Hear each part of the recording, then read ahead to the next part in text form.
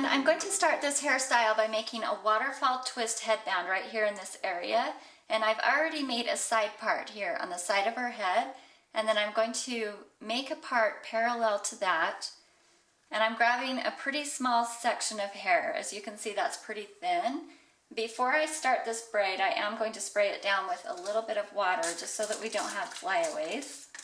And to make this waterfall twist, I'm going to split this strand in half, and then I'm going to be twisting towards her face. So I'm taking the strand in the back and I'm twisting it over the top of the strand in the front. And then I'm going to grab another parallel strand that is also quite thin. And this piece is going to go right through the middle of the original twist. So I'm bringing it in right through the middle of those two strands. And then I'm going to take this strand in the back, twist it over the strand in the front, and then just let this one that I brought through drop to the back. Now I'm ready to grab another section. Same thing as before, I'm bringing it right through the middle of that twist. I'm bringing the strand in the back, over the strand in the front. So if you can just remember that you're always twisting towards her face, that should be helpful.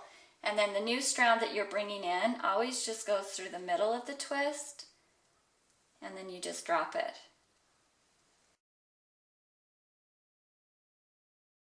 If you're having a problem keeping these strands tight, you can always place a little clip back there to hold them into place.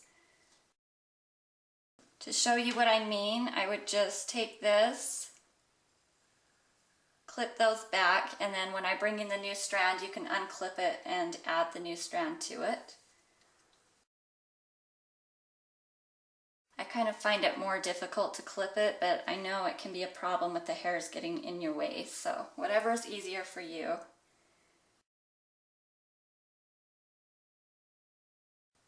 So now I'm to the point where I have brought in all of the strands of hair that are above her ear. So I'm just going to take these original strands and just keep twisting them down a little ways. This is basically just to keep things from coming undone. And I'm just going to have my daughter hold this for me while I work on the other side. So same thing on this other side, you would just start with a strand here at the top parallel to that part.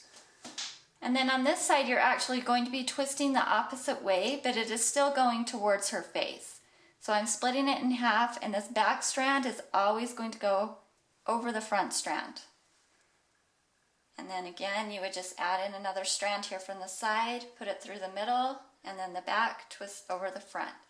So I'm going to repeat this all the way down to her ear, and then we will go to the next step. Okay, I have both sides twisted, and she is just holding the ends on both sides for me. Now I'm going to remove this clip and just let those strands fall. I'm going to be making a French braid with the rest of her hair. You can do a French braid or a Dutch braid, whatever you want to do. And I'm going to be starting ours kind of over here on the side and bringing it down diagonally. You can do it straight down the middle if you want. You could also do a French fishtail if you know how to do that. I think that would be pretty. To make the French braid, I'm just grabbing a section here. It's basically right in the middle of that side part that I made.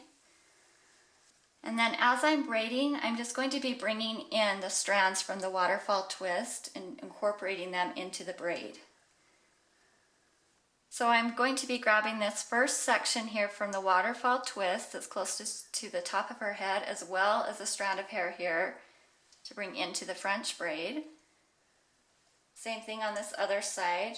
First strand from the waterfall twist and some hair to incorporate in. And I'm just going to repeat that all the way down, going diagonally.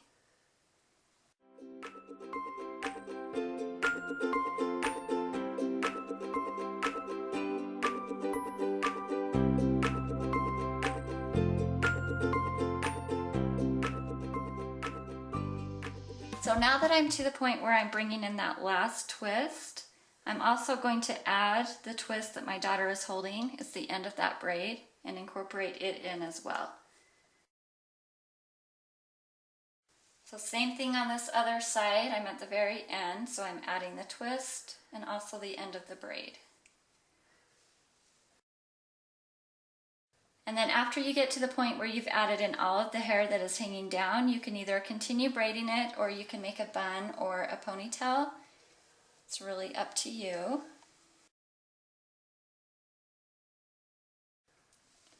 Here's what the finished style looks like. I really like the look of this waterfall twist, almost like a subtle headband coming into the braid. Thanks for watching. Have an awesome hair day.